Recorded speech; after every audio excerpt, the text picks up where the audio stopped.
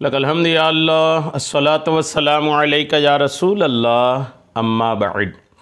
सिलसिला है नाजरीन के सवालों के जवाब देने का। नाजरीन में से एक ने हमारे किसी वीडियो के कमेंट्स में ये सवाल किया है कि ख्वाब में सोने का जेवर देखने की क्या ताबीर है। आइए, ख्वाब में सोना देखना, सोने का जेवर देखना, इसकी क्या ताबीरें होती हैं, अलग अलग अंदाज में ख्वाबों को देखने की अलग अलग क्या ताबीरें होती हैं, इंशाअल्लाह ये सारा कुछ मैं इस क्लिप में आपको पेश करने की कोशिश करूँगा। अर्ज़ है कि तवज्जो के साथ अव्वल ताखिर पूरा बयान सुनने की सआदतें हासिल कीजिए। ख्वाबों की ताबीर बयान करने वालों में एक बहुत बड़ी शख्सियत है हज़रत अल्लामा इब्न सीरीन रहमतुल्लाहि तआला अलैह। इन्होंने फरमाया है कि ख्वाब में सोना देखना मर्दों के लिए गम व अंदोह की दलील है। अगर कोई मर्द सोने का जेवर देखता है, ख्वाब देखने वाला अगर मर्द है और उसने सोना या सोने का जेवर देखा है, तो ये उसके लिए गम की दलील है, यानी उसको किसी तरह से गम पहुंच सकता है। और अगर किसी औरत ने सोना या सोने का जेवर ख्वाब में देखी है तो उसकी ताबीर नेक और पसंदीदा है, अच्छी ताबीर है। और अगर देखे कि उसने सोने का जेवर या सोना पाया है, अगर किसी ने यह देखा है कि सोने का जेवर या सोना कहीं पर पाया है या किसी ने उसको दिया है, तो ताबीर यह है कि इसी कदर माल उसका ज़ाये होगा, ख़राब होगा, बेकार होगा। हज़रत इब्राहीम किरमानी रहमतुल्लाहि तआला अलैह ने फरमाया है कि अगर देखे कि सोना या चांदी पिघलाए हैं, सोने का जेवर या चांदी का जेवर या सोना या चांदी पिघलाए हैं, तो ताबीर यह है कि लोगों के ताने में पड़ेगा, लोग इनको ताना देंगे। और अगर देखे कि सोना बेचता और ख़रीदता है, सोने का जेवर या तो बेचने के लिए गया है या सोने का जेवर ख़रीदने के लिए गया है, तो ताबीर यह है कि उसको गम पहुँचेगा। और अगर देखे कि सोने को किसी बड़ी बोरी में भरकर अपने घर को ले गया है, ताबीर यह है कि माल पाएगा।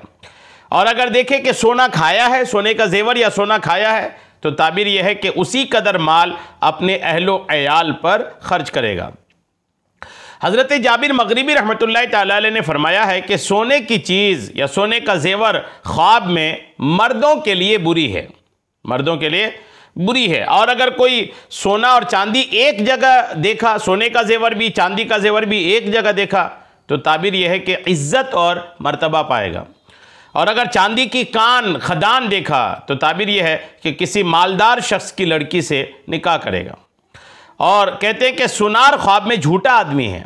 अगर कोई ख्वाब में सुनार को देखा तो ये झूठे आदमी से उसका पाला पड़ने की ताबीर है।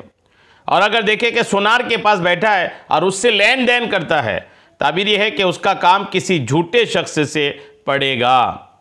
और अल्लामा इब्न सीरीन रहमतुल्लाहि तआला अलैह ने फरमाया कि अगर देखे कि उसकी गर्दन में सोने या चांदी का हार है, अगर ये देखा कि सोने का या चांदी का हार गले में है, तो ताबीर यह है कि विलायत पाएगा, यानी हुकूमत पाएगा और उसमें इंसाफ करेगा। जैसी भी हुकूमत है, छोटी मोटी भी हुकूमत मिलती है, लोग वार्ड मेंबर बन जाते हैं या फिर प्रधान बन जाते हैं, अलग अलग, ये भी एक हुकूमत मिलना ही होता है। और इसमें इंसाफ करेगा। और अगर लोहे का जेवर देखा, लोहे का हार देखा है, तो ये बददियानत होगा, ऐसा आदमी बददियानत होगा, अमानत में ख़यानत करने वाला होगा और उसके दीन में भी ख़राबी होगी। हज़रत इब्राहीम किरमानी रहमतुल्लाहि तआला अलैह ने फरमाया कि अगर अपनी गर्दन में हार देखे, ताबीर यह है कि झूठा दावा करेगा। हज़रत जाबिर मगरिबी रहमतुल्लाहि अलैह ने फरमाया कि अपनी गर्दन में सुनहरी हार देखना, ताबीर यह है विलायत पाएगा। और अगर तांबे या लोहे का है, तो ताबीर यह है कि किसी से झगड़ा करेगा। इमाम जाफ़र सादिक रहमतुल्लाहि तआला अलैह ने फरमाया कि गर्दन में अपने हार देखना, इसकी 6 ताबीर है। नंबर 1 हज को जाएगा, नंबर 2 विलायत यानी हुकूमत पाएगा, खुसूसियत पाएगा, अमानत, ग़ुलाम, कनीज़। और अगर मैं अपने घोड़े की गर्दन में तोक देखा, अगर किसी ने अपने घोड़े की गर्दन पे हार देखा है, तो ताबीर यह है कि बादशाह से माल और बुजुर्गी पाएगा।